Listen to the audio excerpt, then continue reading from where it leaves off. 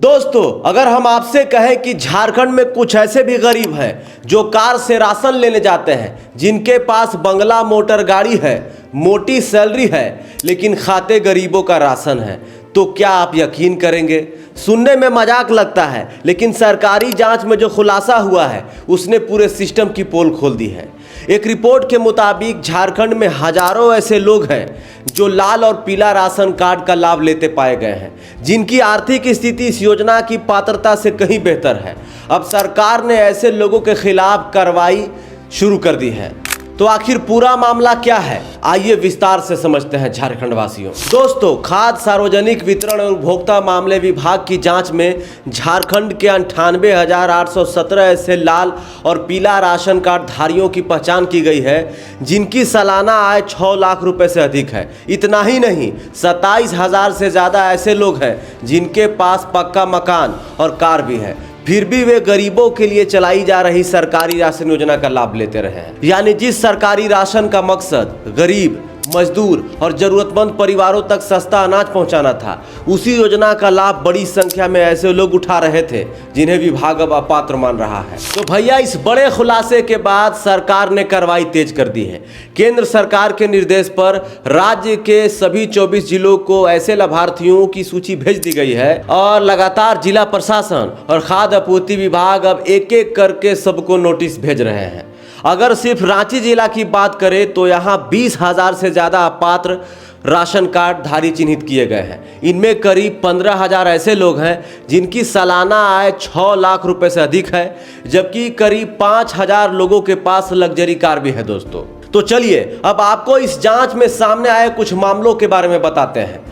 अब जरा इस पहले मामलों को सुनिए और फिर खुद तय कीजिए कि आखिर इस व्यवस्था में गड़बड़ी कहाँ हुई है। खलारी बाजार टांड के सुनील उरांव, जो रिपोर्ट के अनुसार सीसीएल यानी सेंट्रल कोलफील्ड लिमिटेड के कर्मचारी हैं। सीसीएल देश की एक बड़ी सरकारी कंपनी है जहां कर्मचारियों को नियमित वेतन और कई सुविधाएं मिलती हैं। लेकिन भैया, विभाग की जांच में इनके नाम पर लाल राशन कार्ड भी मिला है। अब आप ही सोचिए झारखंड वासियों, अगर एक बड़ी सरकारी कंपनी में नौकरी करने वाला व्यक्ति भी गरीबों के लिए बनी राशन योजना का लाभ लेता पाया जाए, तो फिर सवाल उठना लाजमी है कि असली ज़रूरतमंदों तक उनका हक आखिर कैसे पहुंचेगा। आपको बता दें, विभाग ने सुनील उरांव को करीब 3,18,000 रुपए की वसूली का नोटिस जारी किया है। हालांकि उनका कहना है कि उनकी नौकरी वर्ष 2017 में लगी थी, जबकि राशन कार्ड उससे पहले का बना हुआ है। ये तो जांच का विषय है भैया कि कार्ड नौकरी लगने के बाद बना है या पहले। अब दूसरा मामला भी खलारी का है। दोस्तों, सामू उरांव, जो सीसीएल कर्मचारी बताए गए हैं, उनके पास भी पक्का मकान और कार है। उन्हें भी विभाग की ओर से नोटिस जारी किया गया है। रिपोर्ट के मुताबिक उन्होंने कहा है कि वे राशन कार्ड सरेंडर कर देंगे। अब तीसरा मामला रातू चट्टी के सब्जी व्यापारी सैफ अली का है। रिपोर्ट के अनुसार उनका 2 मंजिला मकान है और वे इलाके के बड़े व्यापारी में गिने जाते हैं। इसके बावजूद उनका राशन कार्ड बना हुआ था। विभाग ने उन्हें भी लगभग 3,18,000 रुपए की वसूली का नोटिस जारी किया है।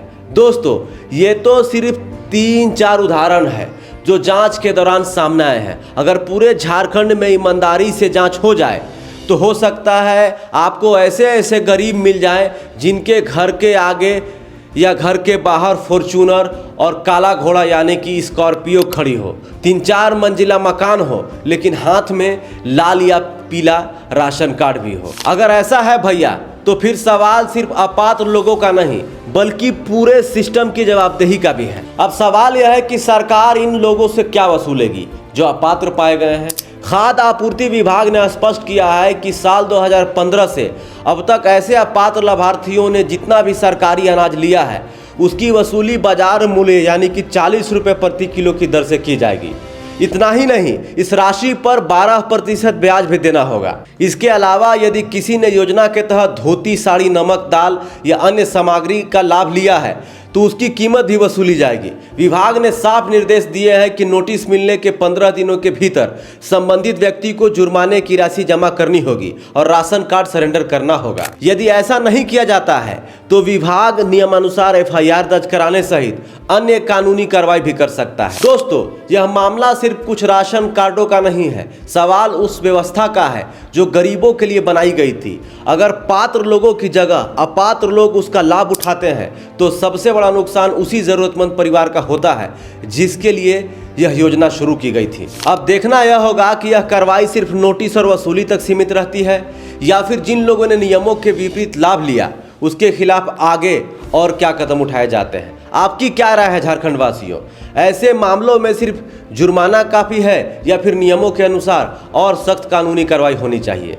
नीचे कमेंट में अपनी राय ज़रूर बताइएगा।